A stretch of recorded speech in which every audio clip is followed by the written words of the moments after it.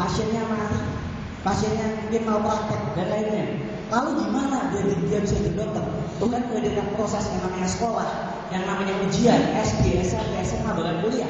Dia gagal juga di situ, dia bangkit lagi hingga akhirnya dia bisa menjadi seorang dokter. Seperti juga kita pada impian kita, Tuhan menghadirkan kegagalan, Tuhan menghadirkan kesulitan. Itu untuk proses memantaskan diri kita pada impian kita, sehingga saya terus berjuang.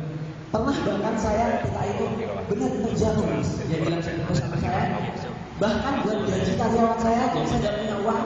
Bahkan barang-barang di kantor saya ada sound system, dia ambil dibawa pulang sama karyawan saya, printer dia ambil dibawa pulang sama karyawan saya. Saya benar-benar turun di situ. Saya tanya sama salah guru saya, Mas Ibu, dia tanya, Mas saya gagal lagi berkali-kali itu. Kali ini saya sudah menyerah, saya dihina orang, bahkan perangkat desa saya menghina dan menertawakan saya, Mas. Kemudian apa kata Mas Ibu? Wah, bagus dong. Berarti kamu sudah telah sampai pada tingkatan Nabi Musa dan Nabi Muhammad. Loh, dia tambah bingung gitu. Kok tingkatan Nabi Musa dan Nabi Muhammad, Mas?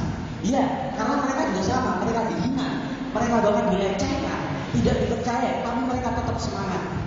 Kamu sudah sampai ke tingkatan itu.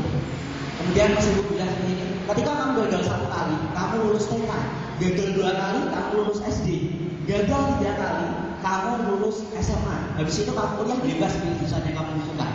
Belum puas dia tanya salah satu gurunya lagi, Pak Sony motor katanya. Kemudian Pak Sony ceritakan ada satu kisah di mana ada yang motivasi anak muda itu, di mana ada seorang ibu yang sangat miskin sekali, sehingga waktu itu dia melahirkan di depan sebuah gerbang sekolah. Akhirnya anak yang lahir tadi tunggu, dia wajahnya simetris, agak condong, dan bicaranya gagah, tetapi dia berkeinginan menjadi seorang bintang film. Dia terus les dan lain-lain, ikut kursus pelatihan dan lain-lain. Akhirnya dia terus melamar, ditolak dan ditolak.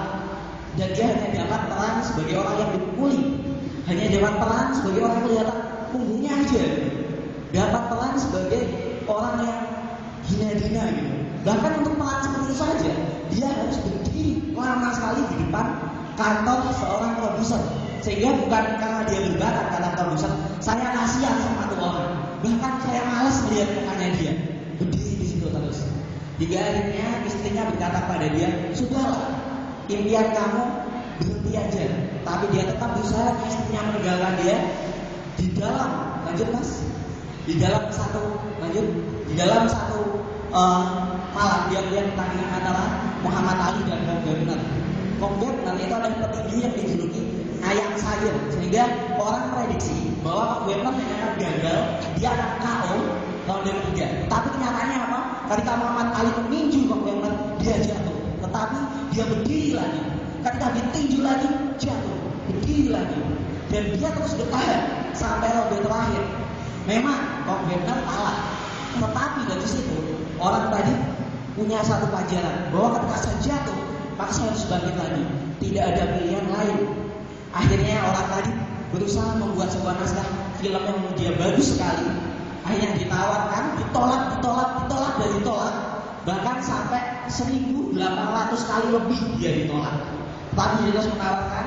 Akhirnya ada satu produser yang setuju. Oke, saya akan filmkan naskah ini. Tetapi saya akan bayar kamu $30.000. Tapi yang saya tanyakan orang tadi, Anda actor? No, jangan actor. Kamu penulis saja. Kemudian orang tadi bilang, I leave it, saya tinggalkan. Tetapi kemudian kosong lagi, sini. Oke, ini tawaran saya naikkan lagi. Gini deh, jadi $300.000. Gimana? Dia tetap tanya, Anda actor? Orang tadi produser bilang, no, jangan actor, kamu penulis saja. Leave it or take it. Dia bilang, leave it, saya tinggalkan. Kemudian dipanggil, sini. $500 deh, oke $500.000. Dia tetap tanya, Anda actor? No, you are not the actor. And leave it. Dipanggil lagi. Oke, gini, orang lain $1 juta, $1 miliar. Orang tadi gak punya uang, ditawarkan 1 miliar, tetapi yang dia katakan adalah, Anda actor? No, you are not the actor. Ditolak lagi, and leave it. Dia tinggalkan. Akhirnya produser merasa oke, dia menyerah sama konsistennya. Orang tadi, gini, filmnya akan saya produksi, tetapi kami hanya dibayar $30.000 dari penulis. Kamu sebagai pemain, kita bagi hasil. Akhirnya jadi Dan siapa orang tadi? Orang tadi adalah Sylvester Stallone. Oke mas, next. Dia adalah pemeran film Rocky 1, 2, 3, 4, Rambo. Kenal semua ya? Seandainya dia lagi memadai tawaran $30 juta, dia akan kasih terkenal sekarang.